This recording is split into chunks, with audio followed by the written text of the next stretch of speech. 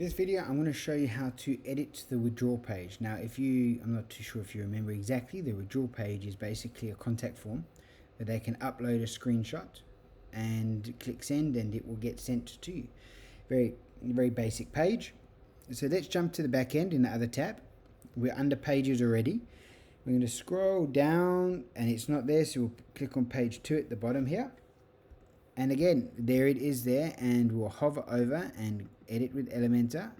Right click, open it in a new tab. Always do that. It just makes going backwards and forwards on the website much easier. Okay, so as you can see, the page has loaded, and here it is here. So this is a head-in one. Same function. If you would like to change the coloring, you can do so as well. This one here is just a edit form. This is just a standard email form that's been set up, and you can see here content that is there. So if we're to put a label in, a label is what goes on top. So as you'll see, label, we'll just call it full name. Okay, as you can see, it puts it on top and not in a placeholder. So if we were to take the placeholder out, so that's what it would look like. That's what it would look like. Unfortunately, I don't like that look, so I go with this. So in future, what you would do is you would add a new one. You would choose your text. So if you wanted it to be a date, you would click date, email, self-explanatory. If you want it select is a drop down. Radio is one of those radio click buttons. Telephone is a telephone. Text is just a standard text, which is what we've got here. If you want it to be like where they can write a little message, that's where you'll click text area. But we don't have a text area because there's not needed one for this form. So that's how you would change your contact form. And the nice thing is if you wanted to move it up and down, you can move it. So as you can see, account type is now at the top. And there you go there. And then this one here is just file upload. So we've allowed it to upload a 10 meg file. Now this is just basically going to be a screenshot from someone's phone or someone's laptop or a PDF or whatever. Most of them aren't 10 megs. Anything more than that, you're going to start using up a lot of your storage on your server. So that's why we've chosen 10 meg. 10 megs is kind of the standard one. So that's why I've left it there. If you wanted to allow multiple files, you can click here, which means that they can upload as many as we want, maybe 5. That the system will allow them. We weren't instructed to put that on, but that's something maybe to think about if they've had multiple screenshots.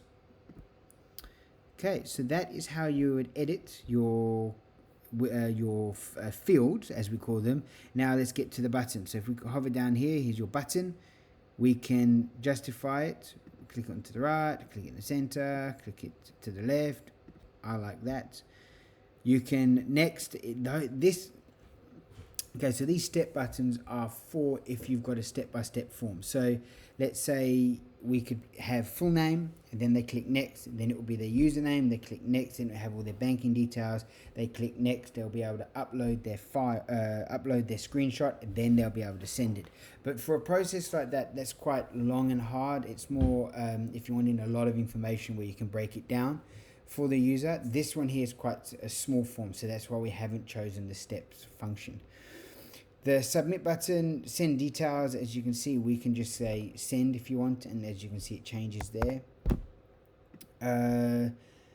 That's how you're going to edit your button. If you want to go actions after, it's just an email form, so we no need email. As you can see, it's currently going to withdrawal@superlifemzansi.com. The subject will be withdrawal request. The message is the message that you received. So we need it to show all 4 fields. If that is empty, the user will send a form and none of this will actually appear within the email too. So it has to show all fields. Email that it's going to come from is withdrawal, and there's the name from Superlife World. These dates are down here. That's going to be what we've done is we've left these in. That is the date that someone sent it. So if I've sent it today, and today's the 17th of Feb, so it will show the date, it will show the time, which is 15:13, and it will show the page that you're on, which will come up as superlifemzansi.com withdrawal. So that link will be at the bottom of your email. All right. And then the step settings, again, we don't really need these. This is if you've got the steps, you could just change some of the icons and the shapes and that. Additional options, you don't really need to worry about that. If you were going to change anything, your main function would be in the fields, where you would add an item, anything that you want, or you would edit an item or just move it around. But that is how you would edit your withdrawal page.